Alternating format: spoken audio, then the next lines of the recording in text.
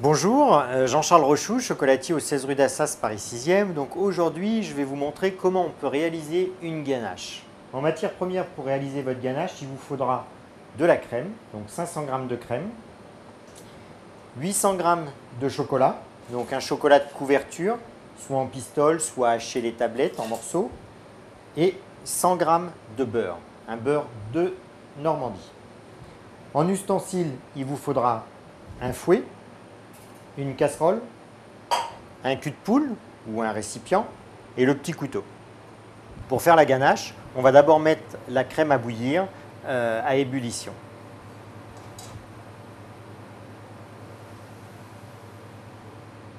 Donc une fois que votre crème a bouilli, on la verse sur le chocolat. On laisse la chaleur de la crème pendant 30 secondes fondre la couverture et ensuite on pourra commencer à mélanger. Donc une fois que les 30 secondes sont passées, on prend son fouet et on homogénise par le centre, exactement comme une mayonnaise, pour incorporer les molécules de matière grasse au chocolat, sans y incorporer d'air.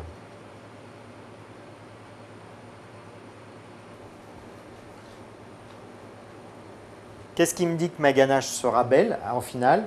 C'est cette homogénéisation. On a une ganache assez grasse, comme une crème de beauté, très lisse et non fluide. Donc une fois que tout le chocolat est fondu, bien mélangé, on va y incorporer le beurre en petits morceaux.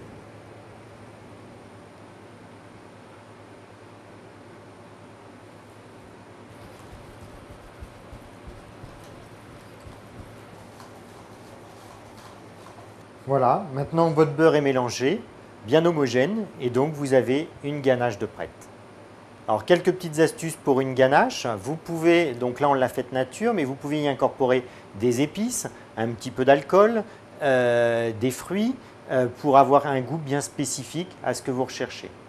Avec cette ganache, vous pourrez aussi bien faire des tartelettes, prendre un petit fond de pâte sablée.